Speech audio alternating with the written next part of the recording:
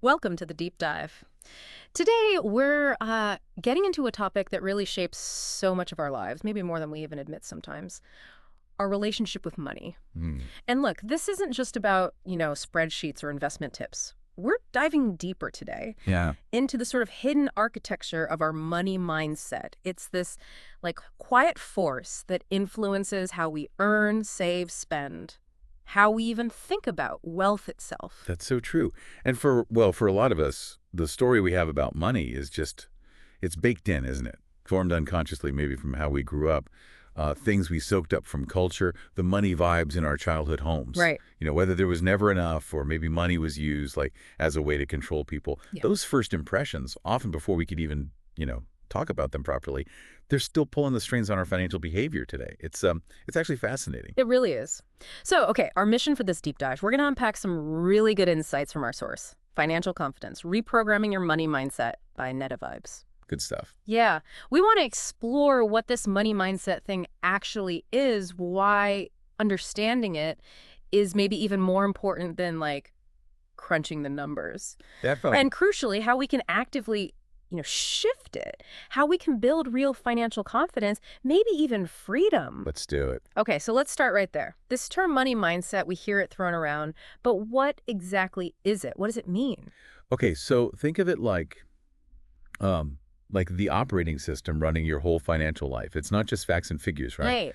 It's this really complex mix of your past experiences, the stories you've picked up from society, and your own unique emotional reactions to money. Okay. So for some people, this operating system makes them feel empowered. They see money as a tool, something for growth, possibility. Mhm. But for others, it might trigger anxiety, maybe shame, or even just this strong urge to avoid dealing with money altogether. Yeah, I can see that. But here's the key thing, and it's a really powerful message from the source. This mindset, it's not fixed. It's not who you are permanently. Okay, that's huge. It really is. It's a learned pattern. Yeah. And like any learned habit, you can retrain it. You can actually change it.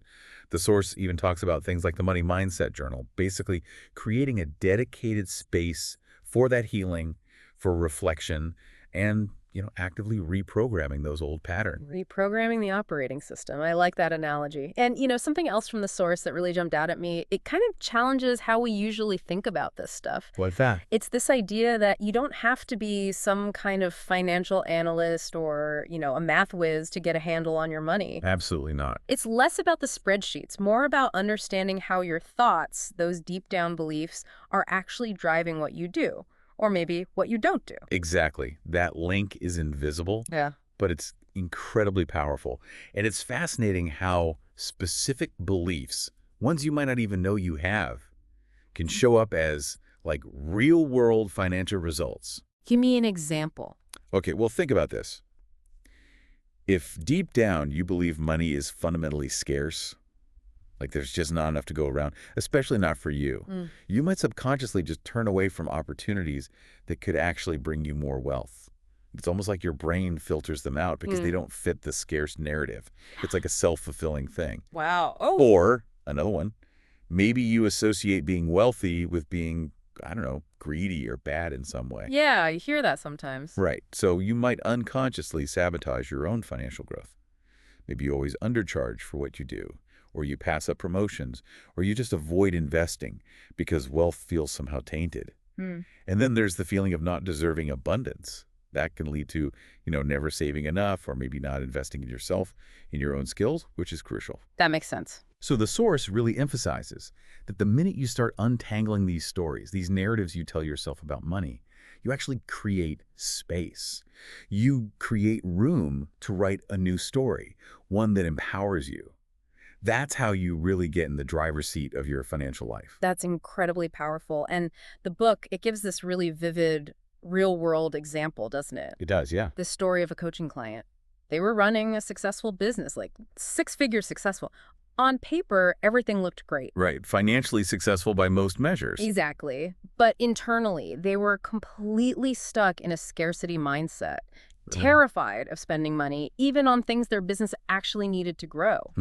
Paralyzed by that fear. And what's really interesting is tracing it back. It came from childhood, from growing up with a lot of financial instability. Exactly.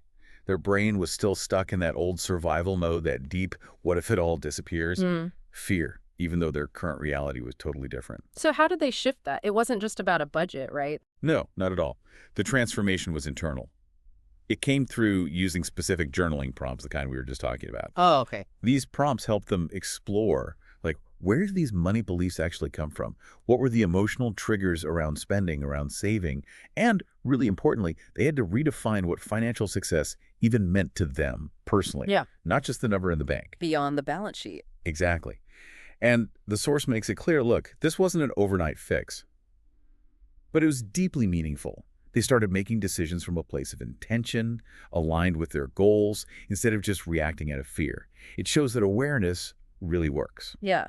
And if you look at this from, say, a financial advisor's point of view or a coach's, it's so clear that your mindset shapes pretty much everything. How you see opportunities, how you handle setbacks, even how you think about risk. Right. It affects every single strategic choice you make. Which brings up a good point.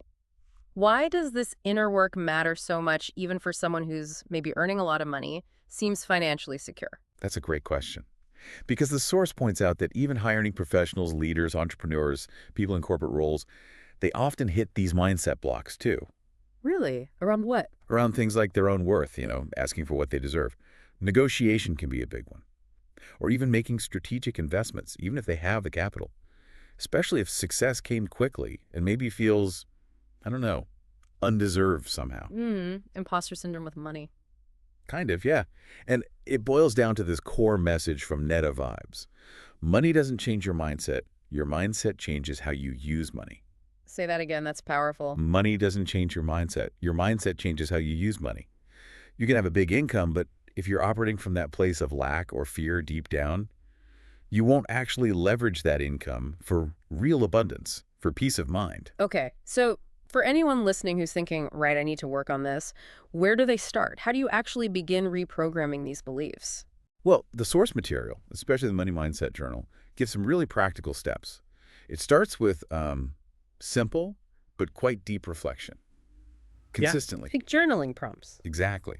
The prompts are designed to be like little keys, unlocking those unconscious stories. Netta Vibes offers some great ones, for example. Okay, let's hear a few. All right, first, what is your first memory about money?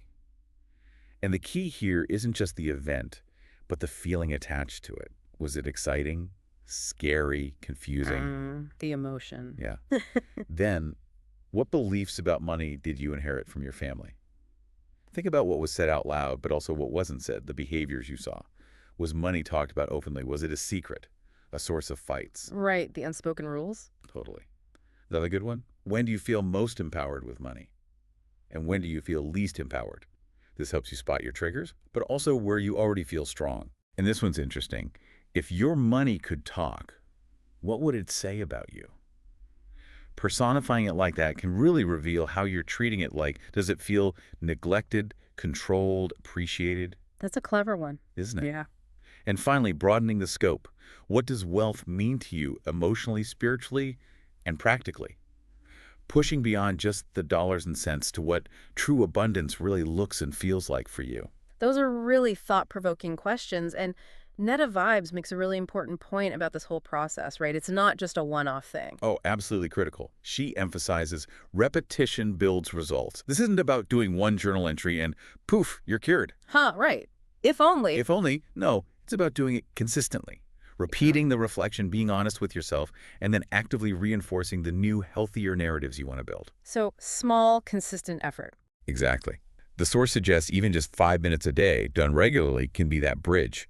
It moves you from those old, maybe fear-driven habits towards making genuinely empowered financial choices.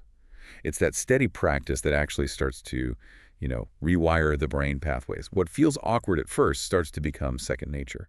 It's an investment in yourself, really. Absolutely. An investment in your internal world that pays off massively, not just financially, but in your overall sense of calm and control. Wow.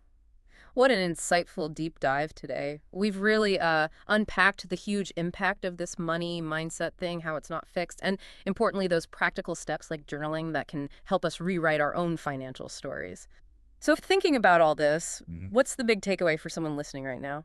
Well, if we connect all these dots, maybe. Yeah. Maybe true financial freedom isn't just about how much money you have in the bank. Perhaps it's more about the internal freedom, the sense of peace you develop in your relationship with money, whatever your external situation might be. It's this ongoing journey, really, of self-discovery. And that journey empowers every single financial decision you make, whether it's big or small. It's about building a relationship with money that actually serves you instead of feeling like it controls you. That's a really powerful thought to end on. Building a relationship that serves you. I like that. Hmm. So if you found these ideas resonated, if you feel ready to explore this more for yourself, our source today was Netta Vibes and her work on financial confidence. Yeah, really valuable stuff. Definitely. And for more tips to kind of continue this journey, you can follow Netta Vibes or subscribe to her channel on Instagram. Her handle is at Netta Reads. That's Nettareads. We really recommend checking her out. Good recommendation. Thanks so much for joining us on the deep dive today. We'll connect with you again next time.